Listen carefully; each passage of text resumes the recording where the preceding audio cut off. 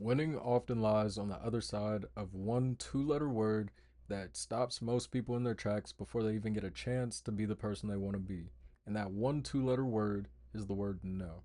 And over the span of 1 month, I was told no over 250 times and ignored over 300 times in the pursuit of becoming the most sold person within the transformation challenge at my job.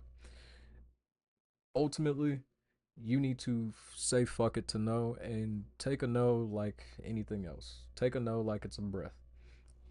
Now, I'm Terrell Banks. I'm a personal trainer who also does content creation, forex trading, and a handful of other things. And today we're going to be talking about the lessons I learned from taking over 250 no's, being ignored over 300 times within the span of 1 month.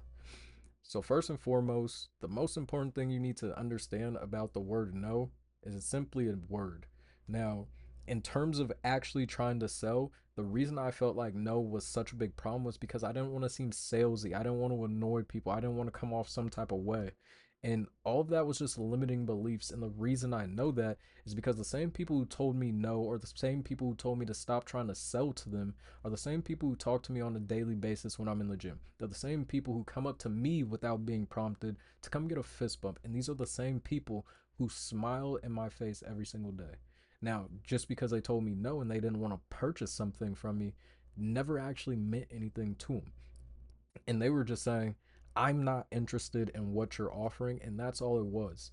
And so now that I'm actually in a position where I can look back and say, those no's genuinely meant nothing. I'm so much more content and confident and comfortable in being able to go talk to someone, being able to go do things, being able to go fail, because I realize that doesn't mean anything about me. It just simply is what it is. And a lot of you guys hold yourself back from no. The example that I like to give is a lot of people, if they don't believe that they're capable of making it into a college, they won't apply.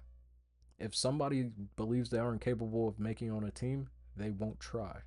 If somebody believes they're not going to get a good grade on something, they'll not try. And so many people are held back because of the belief that I don't want to be told no. I don't want to be told I need to be better. I don't want to be told this is not good enough. And it stops you from being able to live the life you actually want because everybody is going to face a whole bunch of no's. Steve Jobs, before he got one investor for Apple, I believe, or whatever he was doing, he went to like 1,000 people before he got his first investor. And by the time he got his first investor, he ended up getting 1,000 more. Kobe Bryant, he missed a couple 100,000 shots over the span of his career. Michael Jordan did the same. LeBron has done the same. And it may not be 100,000 shots, but they've definitely missed more than 20,000. But that's 20,000 times the rim said, no, this is not going in here. And they're some of the greatest to ever live. Michael Jackson had hundreds of songs that never went platinum, never were Billboard top, whatever. And he's still the king of pop past his lifetime. You understand? There's so many different moments within your life where the fear of this not being perfect, the fear of this not doing well will stop you. And it all comes from you originally not liking the word no. You originally not liking being told this cannot happen, this is not going to happen.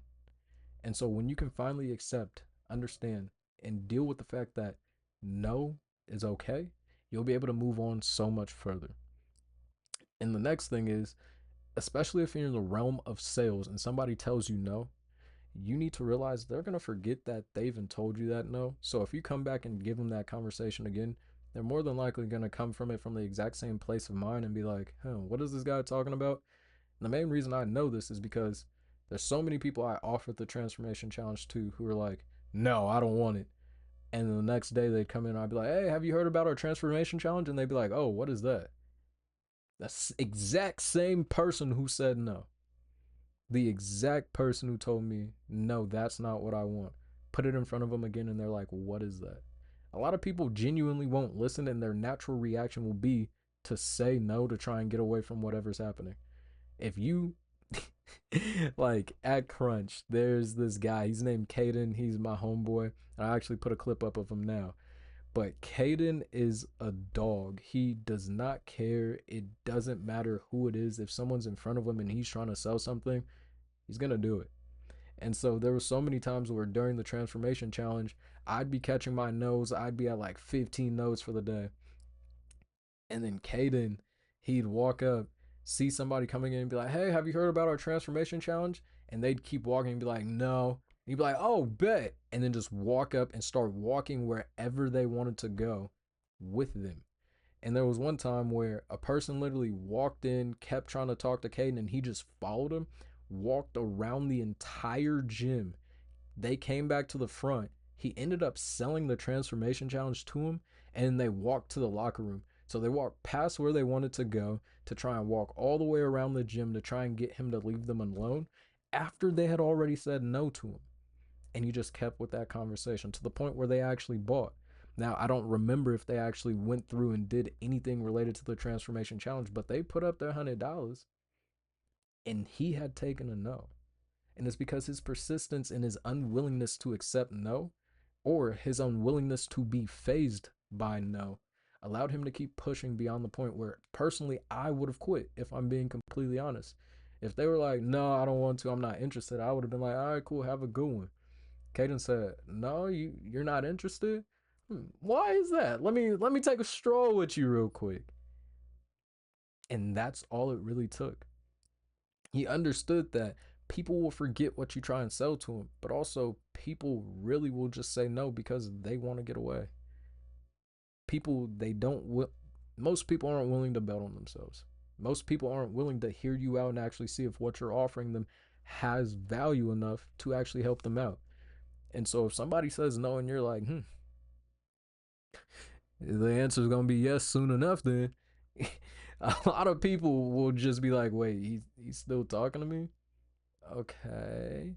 And if you keep pushing that and you keep pushing that and you keep pushing it, you will get what you want sooner or later. And they may not like it, they may not love it, but shit, your pockets will ultimately. And so that's just a quick rundown. I really didn't have much. That was just a quick rundown of a few lessons I learned from No in the aspect of sales. I'm going to do a handful of these also in different areas, but learn to accept no. It's not the biggest thing. It's really not a big struggle, a big issue to overcome. It's simply a two-letter word that if you let brush off of you, you're going to be able to succeed so much more. Now, you stay smart, you stay safe. I love you. Peace.